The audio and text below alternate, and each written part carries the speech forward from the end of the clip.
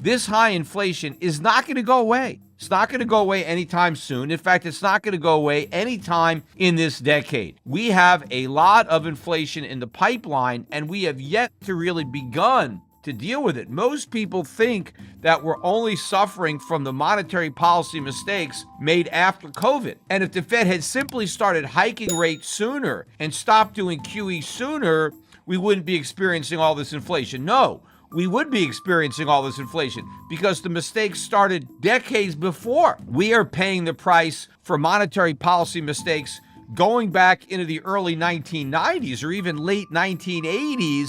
It's not simply the mistakes that were made after 2020. It was all the mistakes that were made prior to 2020. But another reason that inflation is not going to go away is because we still have negative real interest rates. Despite the tightening, we still have stimulative monetary policy. Even when the Fed hikes rates to 4% in November, you're still half the inflation rate. You're still discouraging people from saving and encouraging people to take on more debt. You are stoking inflation's fires. You're not putting it out. But even worse than the headline number was the core. Now remember, the core is more important to the Fed than the headline because it strips out food and energy. Even though food and energy are probably the most important parts of the CPI, the Fed likes to ignore those and focus on everything else. But if you focus on everything else, that 0.6% rise is a big number. But in other words, we're going in the wrong direction. Core CPI is going up, not down. The Fed is getting further away from its goal of returning core CPI to 2%. In fact, we're still more than triple 2%. And again, what investors don't understand is we're not going to go from 8.2% or 8.5% inflation, whatever the peak was so far, all the way back down to 2% so easy. It's going to take a long time for inflation to return to 2%. Again, I doubt it's going to return to 2% anytime during this decade. One piece of news that did come out this week was Pepsi, which reported its earnings, but also revealed that it has increased its prices by 17% year over year. Now, that number dwarfs the official rise in the CPI. It's basically doubled, a little bit more than double the official increase in the CPI. Now, I think what's happening at Pepsi is more indicative of what's actually happening to the cost of living than the CPI, because Pepsi's prices are real prices. There's no hedonics, there's no substitution. They are what they are.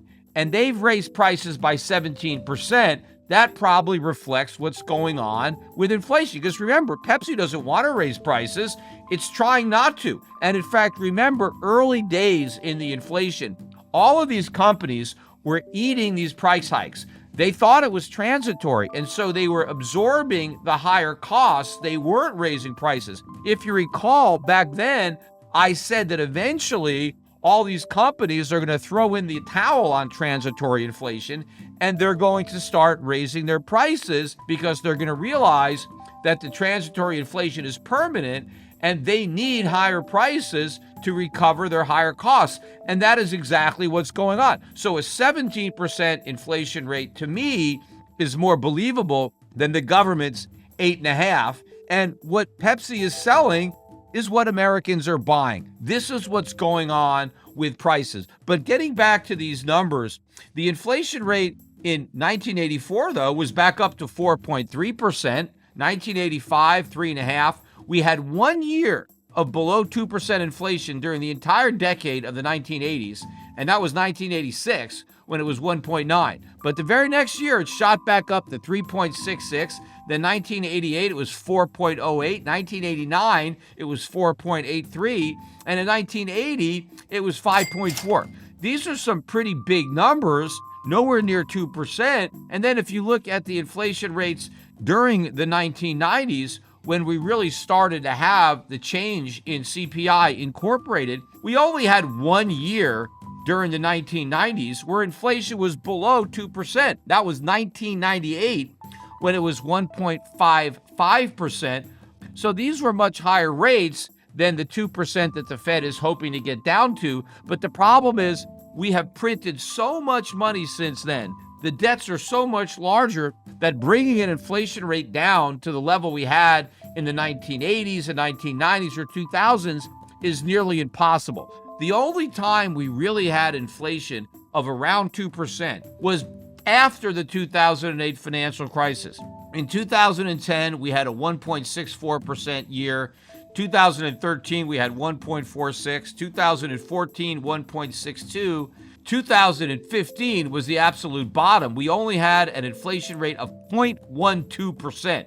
So as far as the Fed was concerned, that was a very dangerous year because we treaded very close to deflation. We didn't quite get it, but prices barely rose.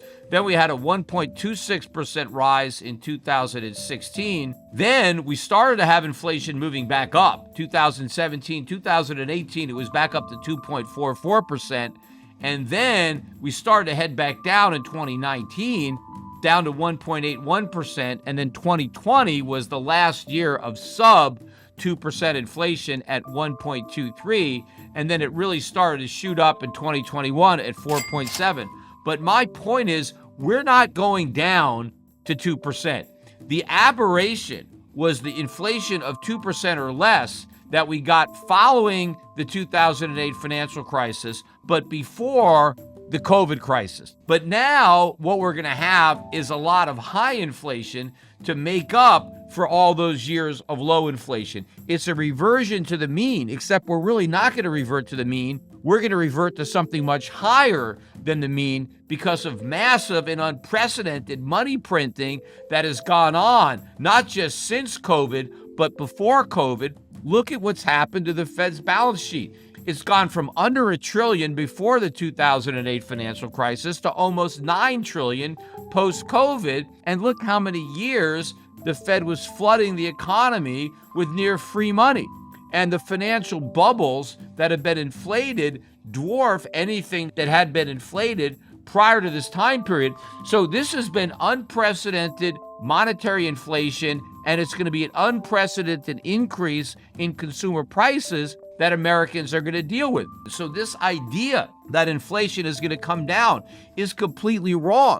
The question is, when are the markets going to come to terms with this reality? Because so far, they're living in fantasy land. Because once again, when we got this hotter than expected inflation number, the immediate reaction was a rise in the dollar and a sell-off in gold. And the same action was repeated on Friday. More dollar strength, more gold weakness. Why? Higher inflation is bad for the dollar by definition. It means the dollar is losing value. It's losing more value than you thought. So if something is losing value faster than you thought, why would you want to buy it even more? The same thing with gold. Inflation is going up, not down. Gold is an inflation hedge. You buy gold when there's inflation. Well, we got more inflation than the markets expected, yet everybody dumped gold. Again, it's the same reason. Every time we get hotter than expected inflation, instead of the markets coming to terms with the reality that the Fed is losing its inflation fight, the markets just believe that the Fed is now going to have to fight even harder to win. But nobody doubts that the Fed will win. And nobody doubts that the Fed will fight as hard as they have to win. And so since they believe that the Fed has to fight harder, they want to buy the dollar and sell gold because fighting harder means even higher interest rates.